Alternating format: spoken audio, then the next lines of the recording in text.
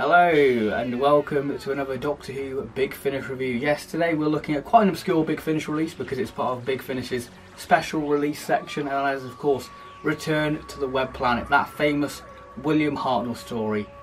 Yeah, I quite like the Web Planet because it kind of summarises 60s Doctor Who because it's, you know, fun, creative and just so ambitious, and that's why I love 60s Doctor Who.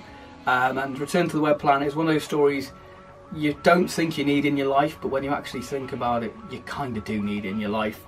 So I thought I'd review this because I'm currently working on two other videos that aren't ready to go uploaded. I thought I'd give you a nice little simple review of Return to the Web Planet because I'm currently listening to the 7th Doctor New Adventures box set, what came out this week, and I'm currently editing my 4th Doctor Adventures Series 3 overview, where I look at my least favourite story from Series 3 to my favourite story from the 4th Doctor Adventures Series 3. So that'll be hopefully out next week as well. So you'll have two big chunky videos hopefully next week. So I thought I'd give you a nice simple short review just to keep you happy. So without further ado, let's join the 5th Doctor. So taking a look at the presentation for this release, I have to say that this is one of my favourite Big Finish cover arts because I just love the whole sort of comic book style of it, which I really like. We've got the 5th Doctor there, we've got Nyssa, we've got sort of Vortis's moons there, we've got a Menoptera, we have one of the seeds of life, and then we have some Zarbi there. I just really like it. And then we have the 5th Doctor banner there because it's of course released in the time when Big Finish were experimenting with the sidebar. So that's where we get some rather different photos of the Doctor on the sidebar there. The side of the release and the back of the release there, so if you want to know more about the story. So taking a look at the leaflet, we have advertisement for Doctor Who magazine, we have credits, and again we have this sort of nice concept art continuing that sort of comic book effect, which I really do like. Then we have the cast photos there of people recording the story, and then we have a bit of bio on the two main characters there, the 5th Doctor and Nyssa, and the disc art for this story. So what do I think of Return to the Web Planet? Well, overall I think that it's a real fun list, and I think that that's the best way to describe it. With it only being 50 minutes, it's a real straightforward, simple story what just has a lot of fun.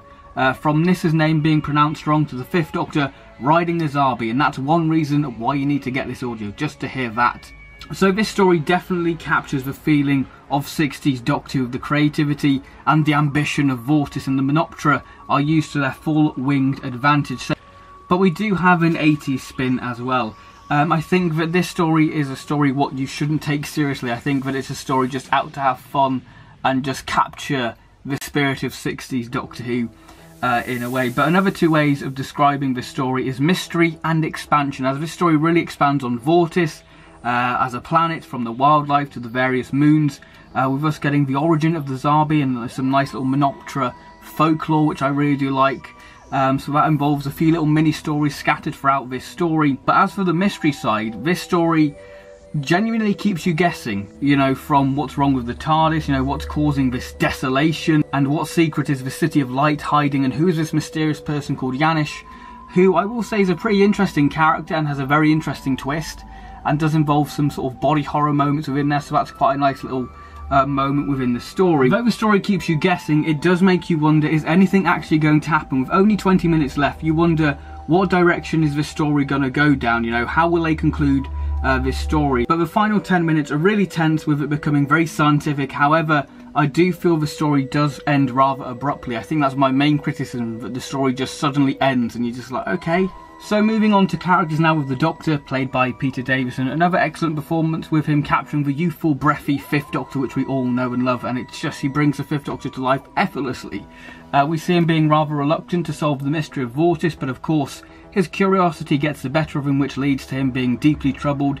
Like I said previously, this story does have a few funny moments involving the Doctor, but he really does shine in the final 10 minutes with him getting some real beautiful speeches, which I really do like. Nyssa, played by Sarah Sutton. Again, another excellent performance by Sarah Sutton, with this story really showing her caring nature and scientific side, with her admiring the beauty and wonder of Vortis. And this story does have a few moments where she becomes quite commanding, which is quite nice. The story gives us two Menoptera characters in the form of Akron and Hedila, who the Doctor and Nyssa meet and learn about. These characters are fleshed out and developed, which is rare for a story so short, and a common criticism is that there's too much learning about the characters, but I think it works really well within this story because these characters have motives, flaws, likes, dislikes and personality, which I really do like, but these are really well fleshed out Menoptera and supporting characters. Akron, played by Sam Kelly, he's a very classic Menoptera, very expressive. You know, you can picture him doing these various gestures. You know, when you watch the Web Planet and the Menopteras are just pulling out these fabulous moves, you can just picture, you know, Actron being that. He's just a very classic Menoptera in that sense, in the way he speaks. You know, he's very wise and a caring character, and he's a scientist at heart, with him trying to explore and understand Vizabi, which I think is quite interesting. So I really do like that character. Hidayla, played by Julie Buckfield. Honestly, a character you really pity, because she has quite a dark backstory and you just want to give her a hug, and she's just a really sweet character, and by the end of it you do feel like she has come full circle and faced her demons in a way. So I think that it's a really beautiful character. So, did Return to the Web Planet seem like a novelty release, or was it actually decent? Well, I thought that it was a novelty in a way, but I just found it a really fun listen. I really did enjoy it. I was surprised how much I enjoyed it, because I know that the reception for this audio is pretty mixed. You know, you can either love it or you can kind of hate it. It's one of those stories, there's no real in between.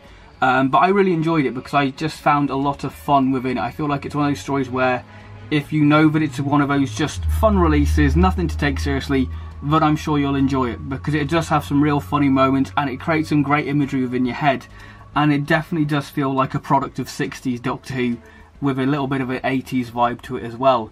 The Zabi themselves, I've got to talk about the Zabi, because, you know, they're a drawing factor for this release, and it's surprising how well they work on audio. I just really enjoyed listening to them on audio, because they were quite an intimidating threat in a way, and I thought they worked really well on audio. But yeah, I just think it's really fun. It's a story what keeps you guessing, and I just love the expansion of Vortis, because Vortis has changed a lot since the Doctor last visited it. But I do feel like my main fault with this story is it is a story what does it's just one of those stories what doesn't have much focus, which isn't a bad thing.